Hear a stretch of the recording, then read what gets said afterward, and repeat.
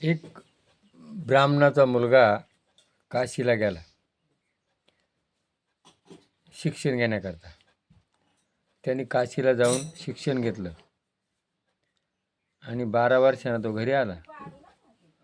तो त्याच्या बापाला काय म्हणू, बाबा मी आता सगळे शिक्षण घेतलं, तुम्ही मला कोणताही प्रश्न विचारा. बरं म्हणून. पण त्या बापानं त्याला विचारलं, पापाचे बाप कोण, त्याचे वडील कोण? नाही बा म्हणे, हे काय आम्हाला शिकायला नाही मिळलं म्हणे. मग तो मुलगा परत काशीला गेला. काशीला गेल्यानंतर तिथं एक वेश्या होती. आता त्या वेश्या तो म्हणे, आता माझ्या गुरुनं तर मला काय शिकवलंच नाही, पण मग आता वेश्या आहे तिच्याकडे जाऊ म्हणं. तिच्या घरी गेला आणि तिला सांगितलं म्हणं, माझा एक प्रश्न आहे. म्हणं काय? पापाचा बाप कोण? ती म्हणे, मी सांगते तुम्हाला प्रश्न, पण असं करा, या इकडं आणि माझ्या पलंगावर बसा, तुम्हाला मी पापाचा बाप सांगते. आता वेश्याच्या पलंगावर जाऊन बसायचं आहे, हा ब्राह्मण आहे. मग हा म्हणतो, नाही बा मी, मला फक्त उभं उत्तर सांग. नाव म्हणं, तुम्हाला 5 सोन्याच्या मोहरा देते म्हणून. त्याला वाटलं सोन्याच्या मोहरा भेटतात काय, बसाय हरकत नाही. बसला. आता ती म्हणणं, असं करा, आता मी जेवण करते, स्वयंपाक करते, तुम्ही जेवण करा. सांगा आता ब्राह्मण वेश्याच्या घरी कसं जेवण करेल? नाही नाही म्हणं, मी जेवण करणार नाही. अहो म्हणं, तुम्हाला मी 10 सोन्याच्या मोहरा देते, काय हरकत नाही म्हणून.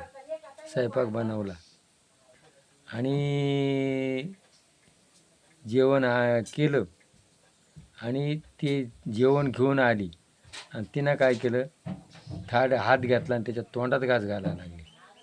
आयला म्हणून, तुला काय वाटतं का म्हणं?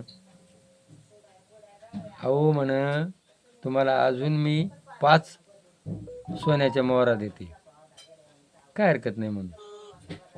आणि त्यांनी ते खाल्लं. परत विचारतो, पापाचा बाप. त्याने त्या गालात 2-3 थोबाडीत मारल्या.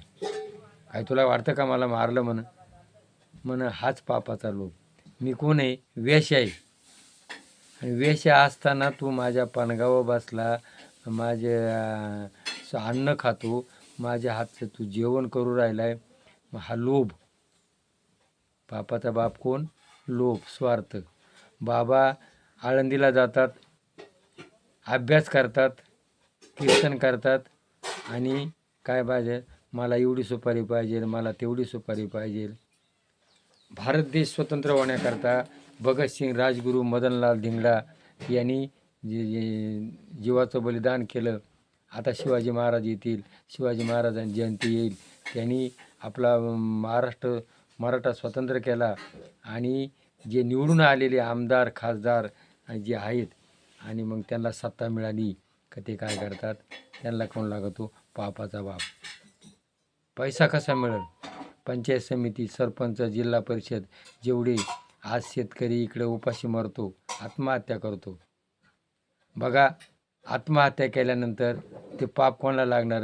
ज्यांनी भारत देश स्वतंत्र होण्याकरता जीवाचं बलिदान केलं आणि त्यांचे मेलेले आत्मीय ना, पितृदोष हा भ्रष्टाचार करणाऱ्या पुढाऱ्यांना आणि या आमदारांना, खासदारांना ते सोडणार नाही.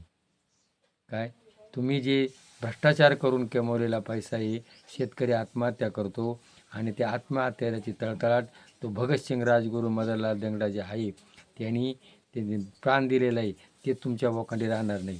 म्हणून कृपा करून भ्रष्टाचार करू नका. शेतकरी जय जवान जय किसान लालबहादूर शास्त्री म्हणले होते, तो नारा तुम्ही ध्यानात ठेवा. शेतकऱ्याचा विचार करा, गोरगरिबांचा विचार करा. हे जर पटलं असेल तर क्लिक करा. जय भैरवनाथ.